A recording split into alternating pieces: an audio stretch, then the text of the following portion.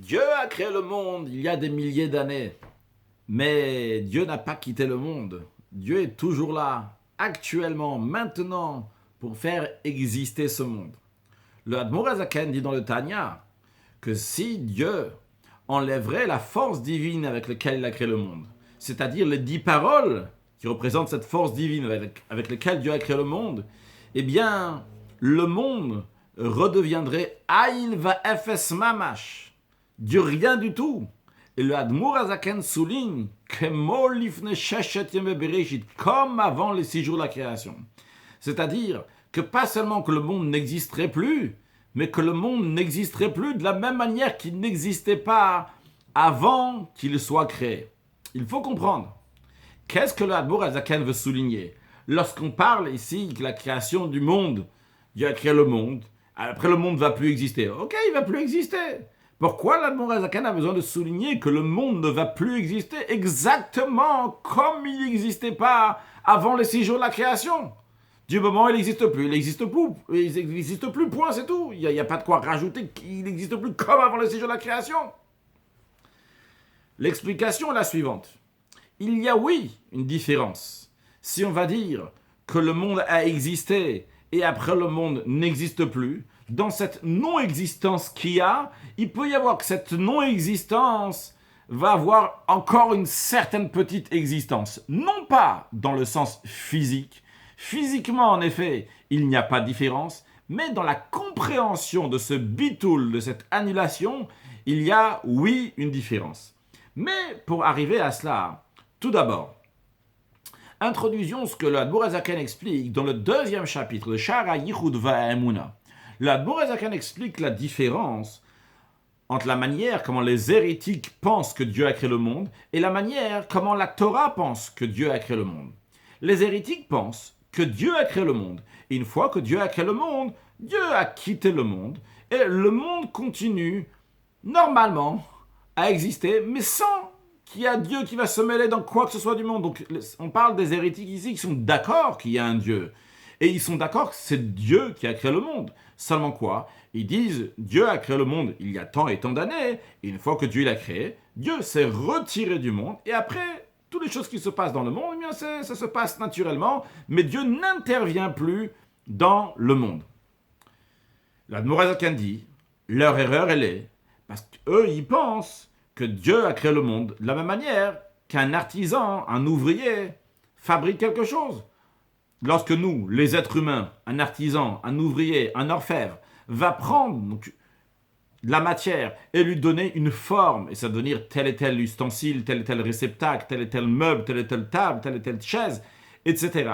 Vrai, il a donné une forme, mais il n'y a plus besoin après que l'ouvrier, l'orfèvre, l'artisan va être à côté de cet objet-là pour le faire exister. Non, l'objet continue à exister même s'il n'est pas à côté. Donc, le Admor Azaken dit, les hérétiques comparent l'œuvre des êtres humains comme l'œuvre de Dieu. L'œuvre des êtres humains, il n'y a pas besoin de rester à côté, donc pour qu'il va exister. De la même manière aussi, lorsque Dieu il a créé le ciel et la terre, les hérétiques disent, Dieu a créé le ciel et la terre, mais après, il n'a plus besoin de rester à côté, et il n'intervient plus pour créer le monde à nouveau. Ça, une fois que ça a été créé, ça, c'est fini, c'est bon, c'est créé, et ça peut continuer. Ça, c'est comment les hérétiques, ils voient les choses.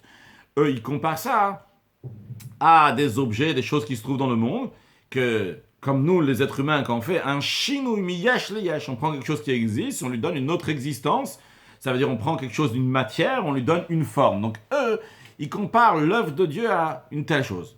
Par contre, l'Admor Azaken dit, ils sont totalement dans l'erreur. Ils n'ont rien compris. Comment on peut comparer ce qu'un être humain y fait, qu'il a pris donc quelque chose qui existait déjà, donc une matière, et il lui a donné une forme? Dieu, il n'a pas pris quelque chose qui existait déjà, il en a fait quelque chose. Dieu, il a créé ce monde-là du néant à l'existence. Avant, il n'y avait strictement rien, et Hachem a fait que la chose maintenant va exister. Dieu a fait ce qu'on appelle un chidouche, une nouveauté, quelque chose qui n'existait pas avant, qui va exister maintenant, et pas juste une nouveauté, mais une nouveauté qu'on appelle un yesh me'ain. Donc il a fait une existence de quelque chose qui n'existait strictement pas avant. Avant, il y avait strictement rien, zéro, et Hachem, il a fait donc quelque chose de nouveau. Et d'ailleurs, l'exemple qui est ramené dans Chassidut, non pas dans le Tanya, mais dans le Chassidut, c'est ramené cet exemple d'une pierre. Lorsqu'on prend une pierre et on la lance vers le haut, qu'est-ce qui va se passer? la pierre va commencer à voler, voler, voler, avancer, avancer, avancer, et après elle va revenir. Pourquoi la pierre revient? Ça, tout le monde le sait, parce qu'il y a la gravité, donc c'est normal que ça va revenir ici sur le sol. Par contre, pourquoi la pierre a volé? Pourquoi la pierre est partie vers le haut? La raison, elle est parce que j'ai mis une force. Qu'est-ce qui s'est passé lorsque j'ai mis une force dans la pierre?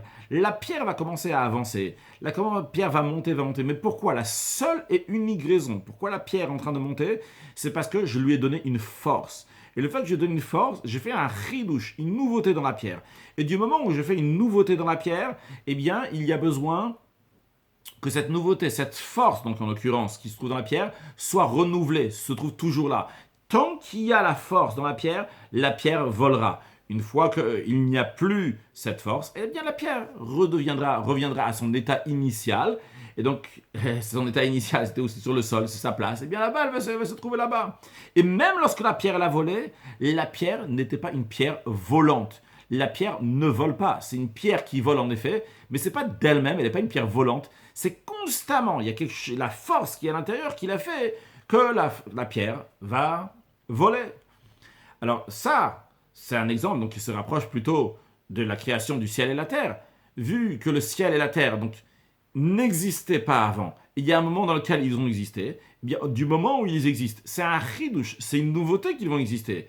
Eh bien, il y a besoin de la force divine, des Asara des 10 paroles de Dieu qui sont la force divine qui font que le monde existe et que le monde continue à exister à chaque instant. Et de la même manière que dans la pierre, si à un instant, il n'y a plus la force que j'ai mis dans la pierre, eh bien la pierre reviendra à sa place. Eh bien de la même manière, le monde n'existe plus.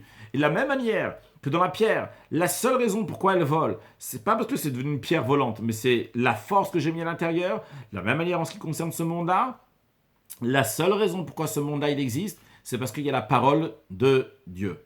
Donc ça, c'est l'idée que l'Admour Azaken explique dans le Tanya, particulièrement dans le chapitre 2, là-bas il parle donc aussi donc de Kriyat Yam-Souf, de l'ouverture de la mer Rouge, etc.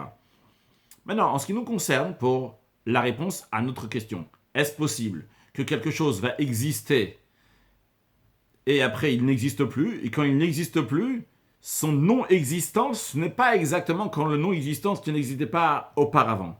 Eh bien, on a dit qu'il y a une possibilité, c'est tout à fait c'est possible de dire une chose comme ça. Alors, en effet, si on va voir les deux manières de créer, entre guillemets qu'on a dit, c'est pas deux manières de créer en vérité, vu qu'il y a une seule manière de créer, c'est quand on crée du néant à l'existence. Mais les deux manières qu'on a dit donc quand un artisan il fait quelque chose, il a pris une matière, il lui a donné une forme, et la deuxième manière, c'est ce qu'Akadosh Baruch Hu il fait, donc il fait quelque chose de nouveau, ou bien même comme nous on fait quelque chose de nouveau, dans le sens qu'on rajoute une nouveauté dans quelque chose, donc la pierre que maintenant elle va pouvoir voler, eh bien, comment les deux vont s'arrêter? C'est-à-dire, comment l'ustensile va arrêter d'exister, et voyons comment la pierre elle va arrêter d'exister. S'il s'agit de la manière comment l'ustensile va arrêter d'exister, pour que l'ustensile ne soit plus, par exemple, donc ce verre-là ne soit plus un verre, donc pour ce verre-là, il y a eu quelqu'un qui a pris de la matière, et de la matière, il a donné une forme, c'est devenu un verre. Maintenant, si on veut que ce verre-là ne va plus exister, qu'est-ce qu'il faut faire? Il faut amener une autre force, une force extérieure qui va casser ce verre. Quelle que soit la force extérieure, ça ne change pas c'est quoi. Et du moment où il va casser ce verre, eh bien ce verre-là ne sera plus un verre. Donc à nouveau, il ne va plus exister en tant que verre, il n'y aura plus de verre. Donc on va dire il n'existera plus, pas dans le sens qu'il n'existe plus, mais dans le sens qu'il n'existe plus en tant que verre. Donc avant, dimanche, il n'y avait pas de verre. Lundi, j'ai fait un verre. Puis mardi, j'ai cassé le verre. Comment mardi, j'ai cassé le verre? Avec une force extérieure. C'est pas que la force qui faisait exister le verre est partie. Non, j'ai cassé, soit avec un marteau, soit avec du feu. Quelle que soit la manière, c'est pas important. Mais c'est une force extérieure qui a cassé le verre.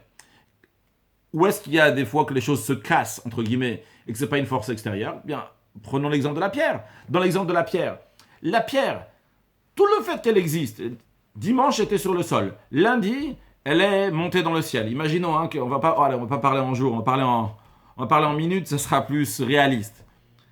À la minute numéro 1, la pierre était sur le sol. La minute numéro 2, la pierre, elle a volé. Et la minute numéro 3, la pierre est revenue sur le sol.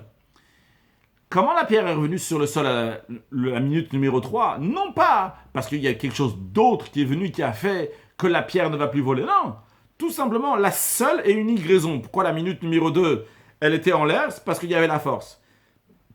La force de la personne qui l'a fait voler. Au moment où il n'y a plus cette force-là, la pierre revient sur le sol, à son endroit normal. Donc il n'y a pas une force extérieure qui est venue et qui a annulé ce qui avait déjà été fait à la minute numéro 2. Non. La seule et unique raison pourquoi la minute numéro 2 c'est en train de voler, c'est parce qu'il y avait la force. Dès qu'on enlève la force, automatiquement, eh bien, il n'y a plus de pierre en l'air. La pierre, elle revient sur le sol. Et ça, c'est la différence entre la manière comment la Torah, elle voit les choses et comment les hérétiques, ils voient les choses. Les hérétiques aussi, si tu leur demandes, est-ce que Dieu pourra détruire le monde, faire que le monde va cesser d'exister? Ils te diront aussi oui, Dieu il peut. Mais comment Dieu va faire ça d'après eux? Dieu va amener une autre force. Quelle que soit la force, c'est pas important. Mais il va faire quelque chose, que le monde va arrêter d'exister, il va intervenir à nouveau pour faire que le monde n'existe plus. C'est-à-dire que Dieu il a créé le monde il y a tant et tant d'années. Si Dieu il veut que le monde il arrête, eh bien il va faire à nouveau une autre force pour faire que le monde va se détruire.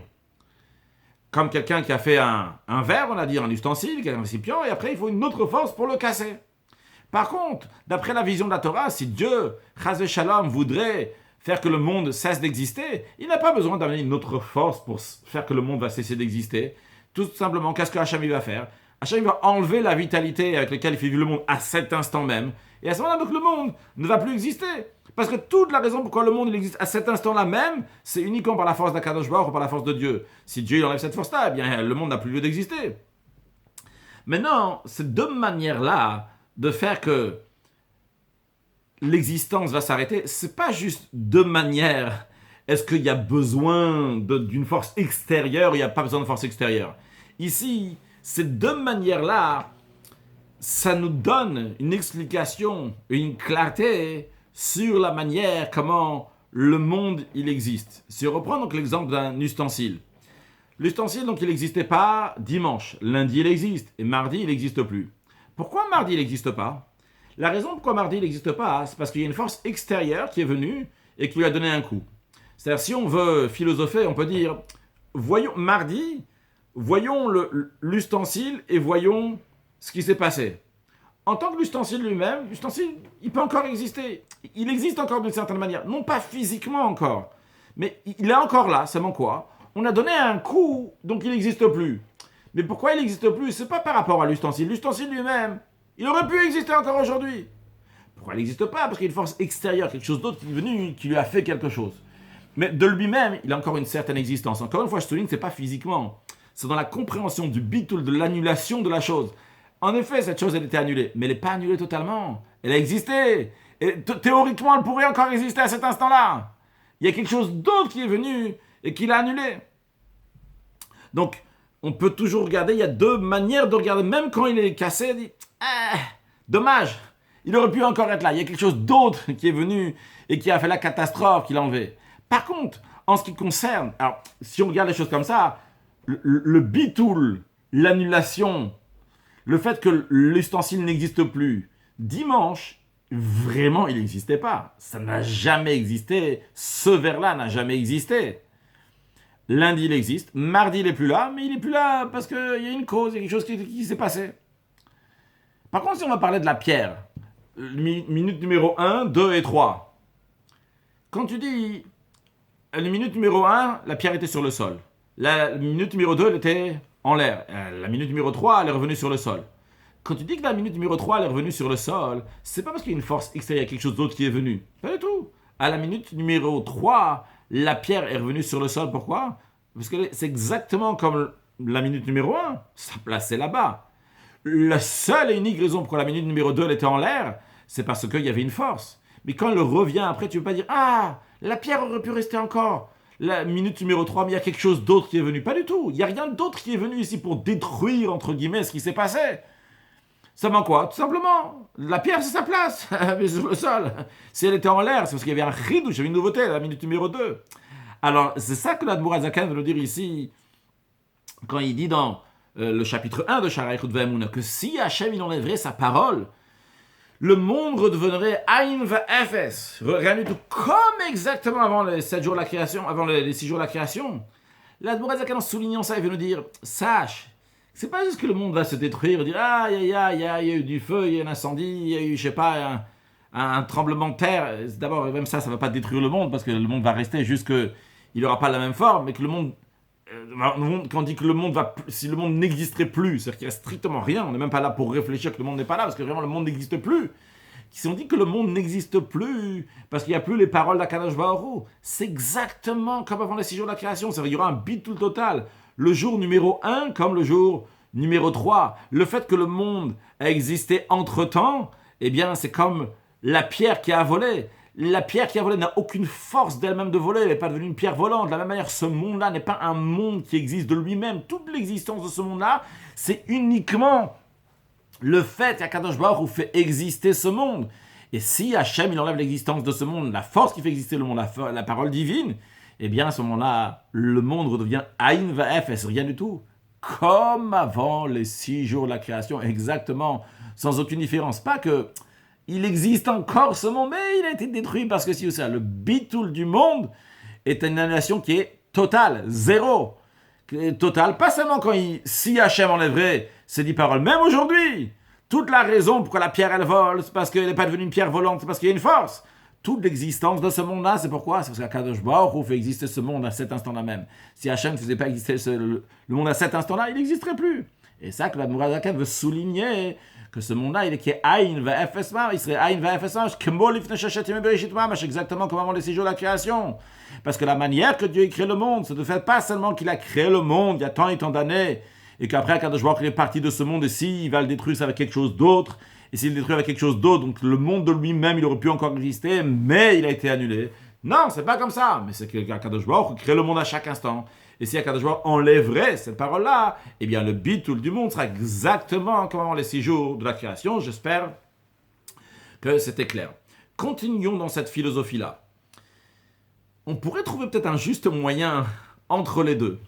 C'est-à-dire entre le fait qu'il y a un ustensile donc, qui se casse avec une force extérieure qui est venue, donc on a dit le 3e jour dans l'exemple qu'on a donné, ou bien et le monde, que toute l'existence du monde est comme dans l'exemple qu'on a donné, donc la pierre qui va vers le haut, qui a une force particulière. On pourrait trouver un juste milieu.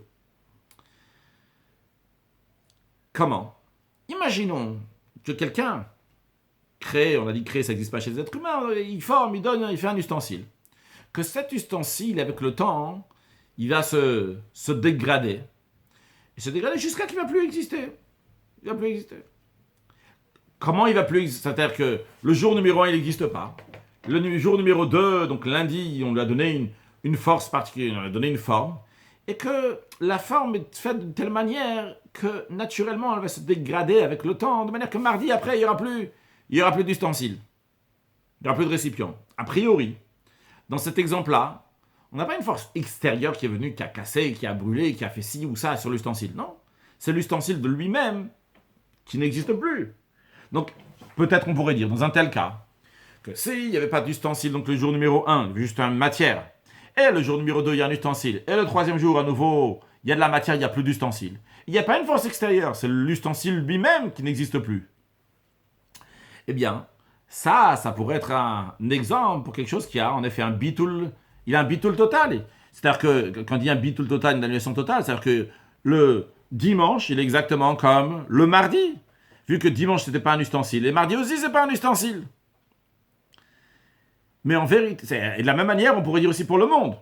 Imaginons, théoriquement, si Hachem dit, voilà, ce monde-là doit durer pendant 6000 ans. Au bout de 6000 ans, il va commencer à disparaître. Déjà, il ne va plus rester un peu dans l'esprit de ce qui est dit. C'est pas très joyeux, c'est dit, c'est la vérité.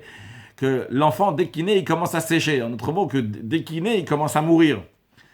Alors, imaginons que ce monde-là, dès qu'il naît, il a commencé. Qu'Akadosh Baruch Hu, il fait qu'au bout de 6000 ans, il ne va plus exister. Imaginons qu'Hachem avait fait créer le monde d'une telle manière. Et qu'au bout de 6000 ans, donc, le monde ne va plus exister. Alors, dans ce cas-là aussi, on peut dire que le monde, quand il ne va plus exister au bout de 6000 ans, eh bien, il va être exactement comme avant la création. Mais en vérité, c'est pas juste.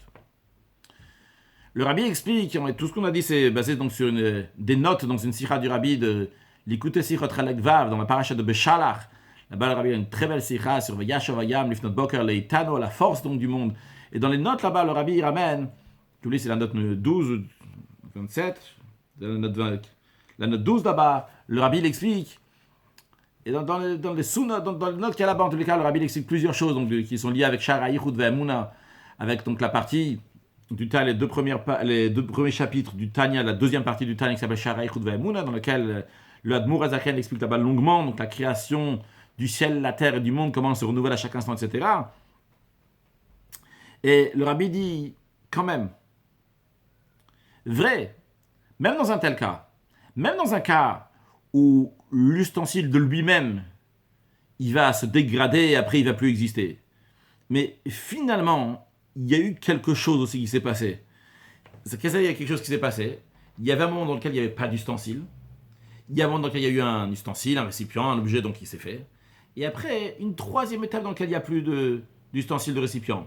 Vrai que la destruction de ce récipient-là s'est faite d'elle-même. Mais finalement, il reste encore une petite médecine. Le rabbi écrit médecine que c'est entre guillemets. Il reste encore une existence, un petit quelque chose qui est resté là. Parce que tu peux toujours dire, il y avait quelque chose qui était là. La chose était là. Après, elle est partie. Vrai qu'elle n'a pas disparu à cause d'une force extérieure. C'est à cause de sa propre force elle-même qui ne pouvait pas rester plus longtemps que ça. C'est resté juste lundi ou tant et tant de temps.